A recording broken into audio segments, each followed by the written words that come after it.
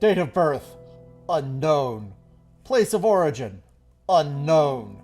Begin audio log. Hey, hey, hey, hey! We are happy to be here. It's so cold out there. We hate it. Hate, hate, hate, hate. No, we don't know where we are from.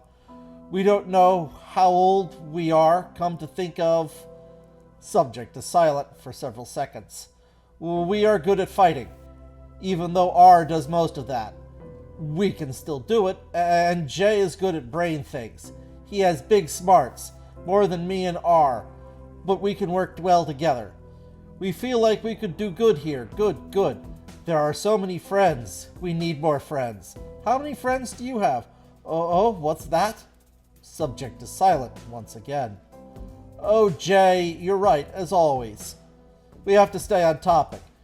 We can fight really well because the fighting of people in the black suits. We don't like being hunted by the people in the black suits anymore, or the ones in the white coats, especially the ones in the white coats. They hurt us, and our friends, the black suit guys, don't wear black. Some of them are scary, like the white ones or the green ones, or bubblegum monsters. There's so many that are scary. We don't like all of them. We try to fight them, but we can't fight them all alone. We came here because you fight them, and we will fight for you. That is what Dr. Hugo said we were made for. End audio log. Science Officer Tigans notes, Commander, while it doesn't look like it at first glance, this man appears to have a number of alterations done to the physical body and mind that appear to have left the subject disturbed, to say the least. But we were surprised by his spatial awareness and agility, even though his body seems to be significantly disfigured. All metrics suggest he is as capable as our other operatives in the field, although, as the audio log I provided plainly displays, the complicated part is his mind. His psyche is dramatically fractured between two distinctive personalities, R and J, respectively. All indicators suggest that he is perfectly capable of functioning in the field, though the fragile nature of his mind does give me pause. Dr. Richard Tigan. Let's get the question of my loyalty out of the way first, Central Officer. You rescued the Commander and you want me to take the fight to the top? That's perfectly fine by me. It is why I'm here, but my loyalty isn't given, it is earned. I choose to follow orders, sir. Blindly following caused me a considerable amount of trouble in the past. You'll have to forgive me for trying to avoid anything resembling blind obedience. Was hard enough getting through all that noise all the way here. I have no home to speak of. The war made me an orphan, so I survived wherever I could. First in the war zone, that's the middle of England, then in the wild places of Europe, and after that in a lovely little prison called Butcher Bay, way out in Siberia. After my first fight that put my opponent in an incinerator, I was selected by the warden for reassignment for service in Advent, thanks to a benefactor who didn't like to waste talent suitable for his goals. I was taught how to properly write, read, heal, and fight alongside other skills that could help me in my tasks. I can speak and write over 7 languages, a couple of which are alien. At the same time, my loyalty was being set in stone through various indoctrination techniques, but the programming was broken thanks to a few incidents that arose at the end of my training, and I was forced to choose between servitude and escape. Despite what they'd done, they hadn't earned my loyalty. Escape, and for most of the time, never looked back. Made off with the most valuable thing the Jabbers have, and that's knowledge. As far as my call sign's concerned, spent enough time in this world to learn a thing or two. My limits, to be cautious, the difference between loyalty and servitude, and that you can only learn anything of consequence if you stare down the abyss until the abyss stares right back. Advent Person of Interest Report, Eastern European Sector. Name, Juliana Kovac. Known aliases, Insider. Status at large as of 2035. Juliana Kovac is a self-proclaimed writer and reporter who manufactures and spreads dissident propaganda in attempts to undermine us and our legitimacy. She first appeared on our radar when she published a report falsely accusing us of downplaying the intensity of the invasion. For this, she was swiftly corrected and placed under watch. She appears to understand her error and published no similar reports under her own name and faded from our attention. Later, an anonymous individual calling themselves Insider began publishing reports in an attempt to expose us for various alleged and false misdeeds. Insider developed an unfortunately large following from this, especially amongst people living in the less well-off sectors of our cities. A thorough investigation revealed that Kovac was Insider, but an arrest attempt failed and Kovac remains at large. Kovac, as Insider, continues to publish dissident propaganda that continues to influence people living within our territory and on its peripheries. The simplest way to get this to stop would be stopping Kovac, as she appears to be working alone, or at least is at the main cog in the wheel of her operation. Reasons for interest. Kovac's propaganda serves to undermine the legitimacy of Advent and the security that we offer to our citizens. She spreads falsehoods to paint us in a negative light and to encourage people to oppose us in our mission to uplift humanity. However small, this is damaging to the credibility of our project and warrants stopping on that basis alone. She has also begun reporting to our moves against the so-called resistance, causing extra problems for us. When we try to convince skeptics to join us, e.g. through our outreach program, she attempts to poison them against us. When we take military action against violent resistance forces, she tries to alert them ahead of time. In sum, Kovac continually attempts to damage our credibility through false claims, and openly helps our enemies to avoid our attempts to neutralize them. These are threats to our goal of bringing safety and prosperity to all, and dealing with this person responsible for it would greatly benefit our people. Kirsten was born in a family with a rich military history. Growing up surrounded by stories of valor and duty, she developed respect for the men and women fighting for freedom.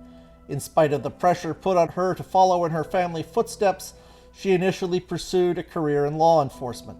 She proudly served Advent, as she was taught that they were the good guys, the ones who took humanity to a whole new level and made them what they are today. But one day, on duty, she stumbled across an old and abandoned resistance den.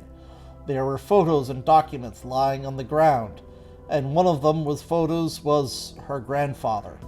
So she went through all the documents present in the place, and she learnt the truth, what the aliens were truly doing to humans, how they got to rule Earth.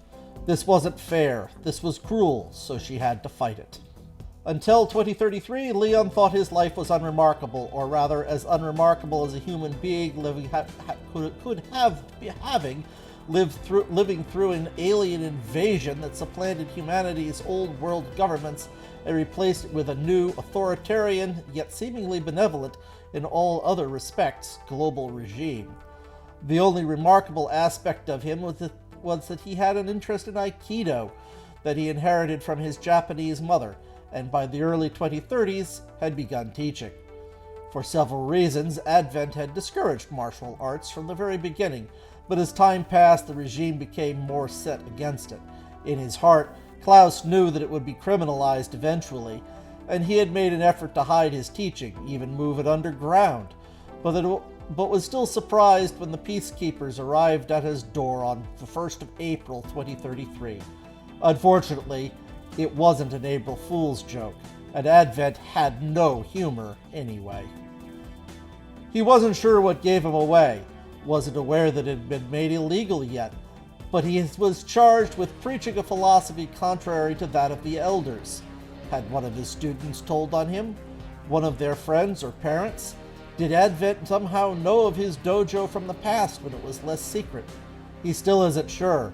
Either way, the trial took all of 20 minutes until he was found guilty and sent to one of Advent's prisons where unwanted persons were sent to disappear. The despicable Compound 31. There he would remain for 15 months. He would have stayed there longer, probably forever. But on 7th of July, 2034, what seemed like a small army of guerrilla soldiers assaulted the prison, and Leon was one of those who was freed. Except he wasn't really free. Advent now wanted him for escaping prison. Having seen the injustice of Advent's legal system, he might have sympathized with the Resistance anyway, but now becoming Resistance was his only real choice. So he did the one thing he knew how to do.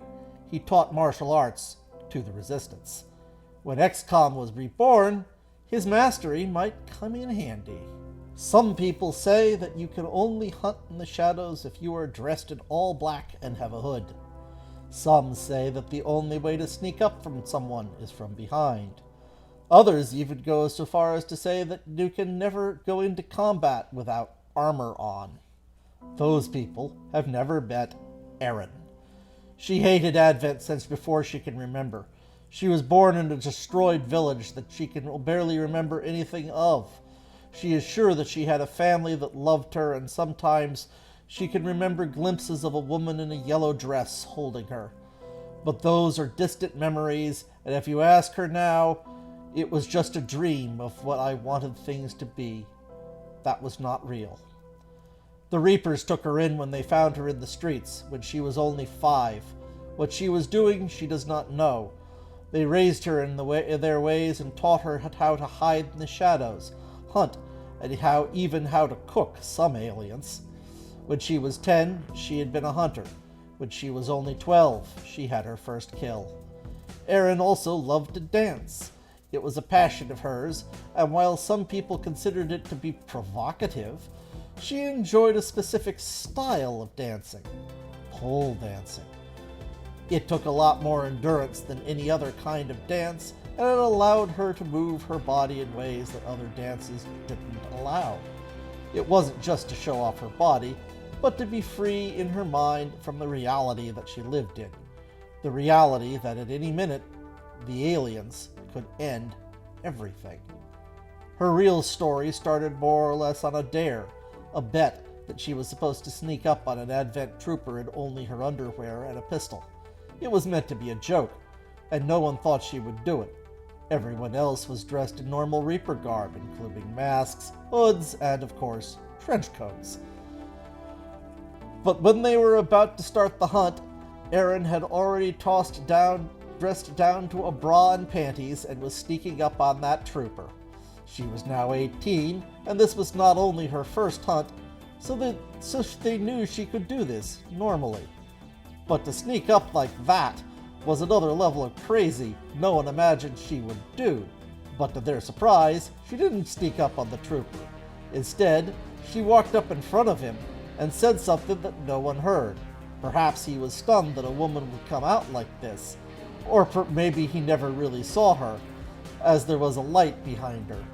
Whatever it was, the legend of the exotic Reaper was born when she shot the trooper point blank with her pistol.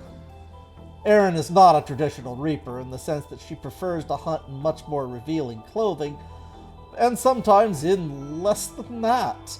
The exhilaration of hunting like she does makes her faster and more deadly than with all the gear she was told she needed. Now, as a member of the Reapers, Erin fights for XCOM in the hopes to end the reign of Advent so that she can go back to dancing and maybe, just maybe, find out what happened to her parents. But she is going to do it on her own terms, and thus the legend of the exotic Reaper lives on.